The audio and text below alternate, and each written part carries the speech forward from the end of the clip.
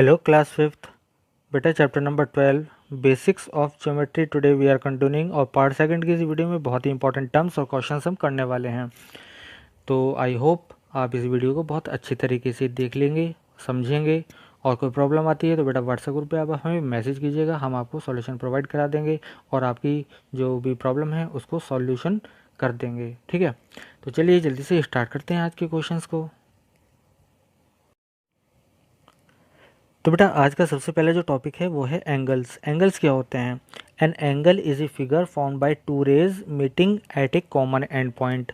तो एंगल एक ऐसी फिगर होती है जो दो रेज जो होती हैं उनसे मिलकर बनती है और वो रेज एक कॉमन एंड पॉइंट पर मिलती हैं एक दूसरे से। ठीक है, तो जैसे एक फिगर मैं आपको बना कर दिखाता हूँ। यहाँ पर एक रेज देख लीजिए, एक ये रे है और एक ये रे है ना, दो रे हैं और इनका एक जो कॉमन पॉइंट है यहाँ पर जिसको मैं पी राइट कर रहा हूँ। तो ये क्या हुआ, दो रेज हुई एक पॉइंट पर मिल रही हैं, तो ये क्या हुआ, यहाँ पर इनके बीच में जो भी एक मेजरमेंट बना वो क्या होता है, एंगल होता है बेटा। ठीक है, और एंगल का सिंबल क्या होता है, यहाँ पर आपको दिखा है शो, ये एंगल का सिंबल होता है इस तरह से। ठीक है, चलिए नेक्स्ट पेज पर देखते हैं। नाउ बेटा अब हमारा दूसरा जो टॉपिक है वो है नेमिंग एन एंगल। एंगल को नेम कैसे करते हैं, किस तरह से लिखते हैं, किस तरह से बोलते हैं। तो किसी भी एंगल को लिखने के लिए हम 3 लेटर का यूज़ करते हैं बेटा। 3 लेटर का नेम होता है उसका। ठीक है, अब देखिए कैसे होता है, इसको थोड़ा मैं जूम कर देता हूँ एक पिक्चर को और आपको समझा देता हूँ। तो देखिए सबसे पहले तो एक बात देख लीजिए, ये जो आपके पास एक एंगल बना हुआ है इसमें 3 पॉइंट होंगे। एक तो यहाँ पर जो आपको पी से दिखा रखा है, एक वर्टेक्स यानी कोना यानी कॉर्नर बोलते हैं, क्यू हो गया और एक आर हो गया। तो हम इसको या तो एंगल पी क्यू आर बोलेंगे या आर क्यू पी बोलेंगे। तो जो भी एंगल होता है वो मेज़र होता है जो मिडिल वाला लेटर होता है। तो मिडिल का लेटर हमारे पास क्यू है, तो इट मीन्स जो भी इसकी मेज़रमेंट होगी वो क्यू से रिलेटेड होगी, क्यू पर डिपेंड होगी। ठीक है, तो हम जो एंगल एक्चुअल में होता है वो होता है क्यू आर पी, जो मिडिल में लिखा होगा कुछ भी। ठीक है, तो वो होता है हमारे पास। जो आर्म्स होती हैं वहाँ से हम स्टार्ट करते हैं। तो आर्म्स हमारे पास थी यहाँ पर, ये आर्म्स है पी क्यू और ये आर्म है क्यू आर, है ना। तो यहाँ पर हमारे पास पी पॉइंट है बेटा ये वाला, ये आर पॉइंट है। तो हम इसको चाहे तो पी से स्टार्ट करें चाहे आर से स्टार्ट करें, क्यू को बीच में हमेशा लाना पड़ेगा तभी एंगल बोला जाएगा। तो आर क्यू पी है ना, आर क्यू पी या पी क्यू आर हम कुछ भी बोल सकते हैं, दोनों सही हो जाएंगे। तो ये है, इसके बाद बोलते हैं इंटीरियर और एक्सटीरियर के बारे में। इंटीरियर कहते हैं अंदर का पार्ट और एक्सटीरियर कहते हैं बाहर का पार्ट। सिंपल सी बात है बहुत, इसमें कोई प्रॉब्लम वाली बात नहीं है। यहाँ देख लीजिए जैसे यहाँ पर ये क्या है, एंगल बना हुआ है, ये एक एंगल था तो पी इसके अंदर है तो ये इंटीरियर हो गया, इंटीरियर हो गया। और एस क्या है, बाहर है, तो एस हो गया एक्सटीरियर। तो सिंपल सी बात थी, जो एंगल के अंदर होगा वो इंटीरियर और जो बाहर होगा वो एक्सटीरियर हो जाएगा। ठीक है, चलिए अब हम क्विक असेसमेंट पर आ जाते हैं। इम्पॉर्टेंट है, ज़रा इसको ध्यान से पढ़ लीजिएगा, समझ लीजिएगा।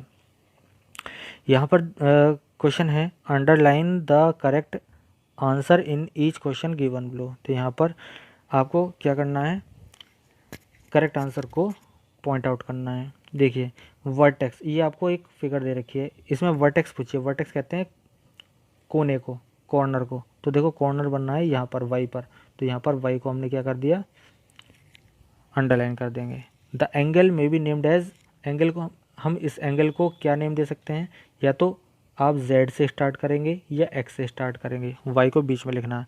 तो एक्स वाई जेड या z वाई एक्स ऐसे राइट कर सकते हैं। ठीक है, z वाई से। तो यहाँ पर क्या है हमारे पास, देखो एक्स वाई जेड आया है तो y को हमेशा बीच में लिखना है, तो ये आप ध्यान रखेंगे। तो हमारे पास ये वाला राउंड वो कर दिया हमने अंडरलाइन। उसके बाद है हमारे पास for the figure given on the right. ये एक फिगर दे रखी है, इस फिगर को देख के आपको क्या करना है, कुछ यहाँ पर पॉइंट दिए हैं, इनके हमें फिलअप करना है। देख लीजिए, नेम द मार्क्ड एंगल, जो एंगल है ये मार्क्ड। ठीक है, इस एंगल को हम ई से भी पढ़ सकते हैं और यहाँ पर क्या है सी पॉइंट, सी से पढ़ सकते हैं। तो ई डी सी और सी डी ई इसको पढ़ सकते हैं। ऐसे ही name the vertex of marked angle, तो वर्टेक्स क्या है, कोना है, तो वर्टेक्स ये वाला है डी, तो यहाँ पर लिख दिया पॉइंट डी। इसी तरह name the arms of the marked angle C D और डी ई, ये इसकी आर्म्स हो गई है ना, एक आर्म्स ये हो गई, एक आर्म ये वाली हो गई, मैं राउंड करके दिखा दिया आपको।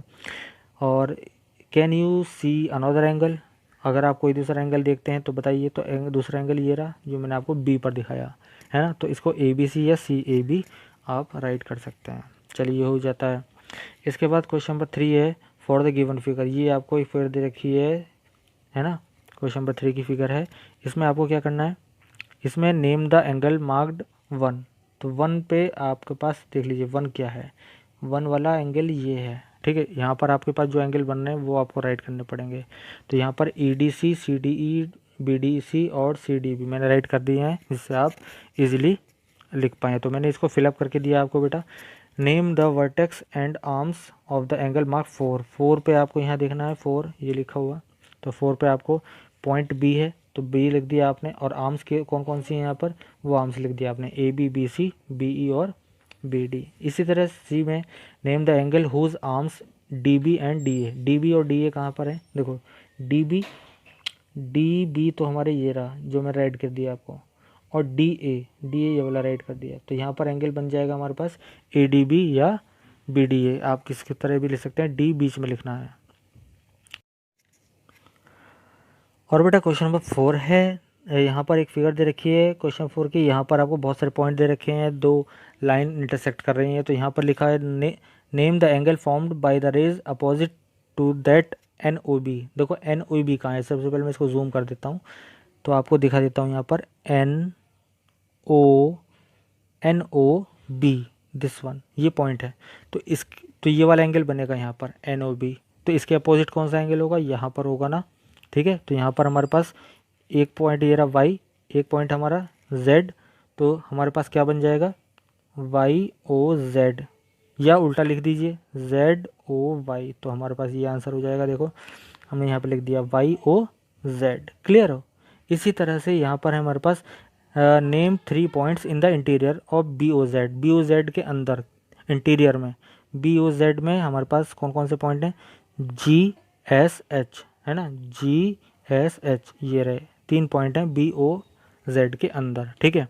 तो ये हमारी क्विक असेसमेंट बेटा कंप्लीट हो गई है, इसको नीट एंड क्लीन आप अपनी नोटबुक में राइट कर लीजिएगा, ठीक है।